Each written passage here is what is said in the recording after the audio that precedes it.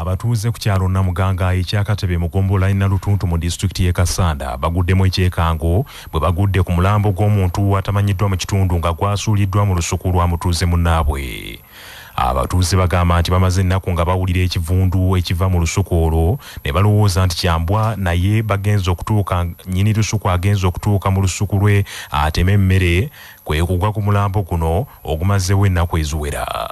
Akulira ebyokwerinda ku kyalo Namuganga Godfrey Mbaziira agambye nti ekitundu kiri mu kutya kubanga ekikolwa eky'okusuula emirambo kibadde tekiwulirwangako waabwe. Katambala Aji Sulaimani omukyala yabadde agenda mukulu omuddo gw'obumyu n'asiŋŋaana omulambo gw'omusajja nga gugudde wansi w'olusuku lwabwe wansi ne tutegeeza bakama baffe basa batutwala ng'omuntu amazeewo ndoozi ennaku nga 5 aye kakati bamuggyeewo paatule mututte naye nga wano mu kitundu kyaffe tategeerekebwa kubanga kubye ku bataka nga tetumumanyi kirabika nti baaleetawo muleete bakiyita Namuganga akatebe.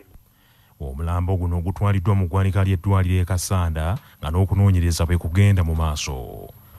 Omwami wa Kabaka w'essaza Butambala Katambala Alhaji Sulaimani Magala atendereza nnyo enkolagana ennungi wakati w'Obwakabaka n'enzikiriza ez'enjawulo agambye nti eyambye nnyo Buganda okutuuka ku bantu baayo mu masinzizo gonna. Omusasi waffe Mubaraka Sebufu Junior akatuwa ebisingawo. Katambala Aji Sulaimani Magala asinzidde maka ga Reverend Wilberforce Nsubuga ekisagazi Mbuko Nsimbi Town Council. Abaana ba Reverend oyo bana nga nabo ba Reverend bwe babadde beebaza Katonda olw'ekirabo eky'obulamu kossa okubatiza abaana baabwe. Aji Sulaimani Magala n'ategeeza nti eddiini tolina bw'oyinza kujawula ku Buganda kuba obugunjufu omwajjira n'eddiini byatandikira wano.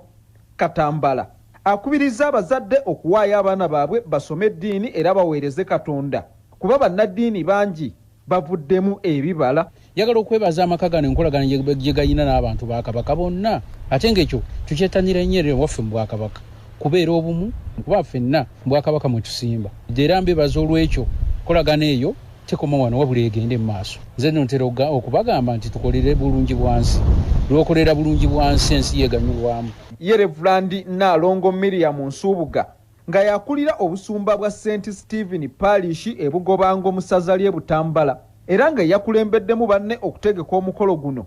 Ye ne kitaabwe omusumba omuwummuze Reverend Wilberforce Nsubuga bagambye nti okwebaza Katonda kya buntu kyokka ne beebaza nnyo ab'amadiini amalala okukolagana obulungi n'obukristaayo. Twebaza Katonda bwe twatumibwa ebugobango abantu bonna baatwaniriza. District eyo yesingamu abasiraamu baatwaniriza ate nga n'eno gye twakulira ku kyalo ffe twasomera ku ssomero ly'abasiraamu era taata waffe n'atugamba abasiraamu tebalina buzibu kale naffe twabagendamu nga tukimanyi tebalina buzibu ne batwaniriza tukoledde wamu nabo era twebaza nnyo ow'ekitiibwa Katambala atukoze bulungi. Ku CBS FM ey'obujjajja Nantasingwa Mubaraka Sebufu Junior ndi Bukoma Nsimbi. Obulamu bwe bugagga kutuusibwako Amref Health Africa. Isaac Waswa omukugu omundwadde ez'amaaso annyonnyola nti ekitaala ekikubwa mu mwana ng'azaalibwa era azaaliddwa nga tannatuuka kisobola okumuviirako okufuna obuzibu ku maaso. Lights ezo zirina kye zibakola ku maaso. Kakati kye zibakola ku maaso akabubi ako eriiso bwe liraba byolaba bisindikibwa akabubi ako. Akabubi ako ne kabitwala ku bwongo. Akabubi ako bakayita retina.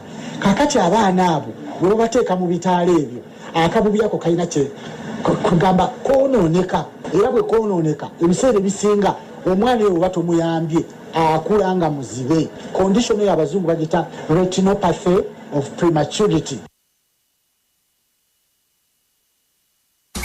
Amawulire g'ebyemizannyo mu mawulire gaffe agaca Basafama gakutuusibwako Modernity, amajani agalimu eddekende omuli aga kisubi, tangawizi ne vanira. Wanywedde kacayi ka Modernity akawoomu gasange mu maduuka ne supermarket zonna.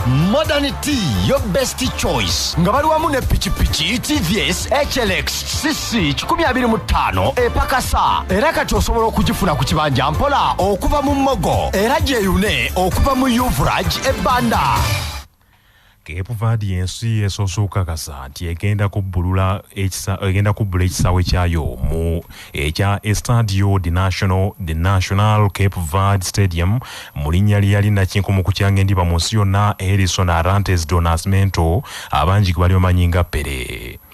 Oluvannyuma lw'okufa kwa Pele, pulezidenti w'omupiira mu nsi yonna Gianni Infantino yasaba ensi zonna waakiri wansi wa FIFA eziri wansi wa FIFA buli emu okufunayo ekisaawe kyebbulamu omuzannyi Pele eyavudde mu bulamu bw'ensi eno.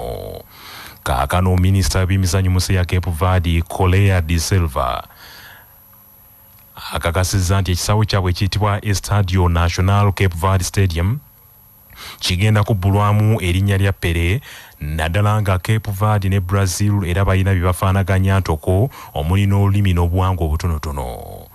Uganda era y'emu ku nsi ezirindiriddwa nazo okuteeka mu nkola ekusaba kwa Pulezidenti Gianni Infantino okubbula ebisaawe byazo mu linnya lya Pele. Pele yafa ku Lwokuna ssabbiiti ewedde ku myaka egy'obukulu 82 era n'aziikibwa mu kibuga Santos ekya Brazil ku Lwokubiri lwa ssabbiiti eno. Ono ayogerwako ng'omuzannyi akyasinze okuzannya endiba wansi w'enjuba mu nsi yonna era nga kino kyakolebwa kiriwo ekiti olw'ebyo bye yakola ebitannakolebwako balala omuli okuwangula ekikopo kya World Cup emirundi 3 ate ng'era yakiwangula ku myaka emito ddala ku myaka 17 mu ngeri etebangawo mu byafaayo. Tegundo Omuterega.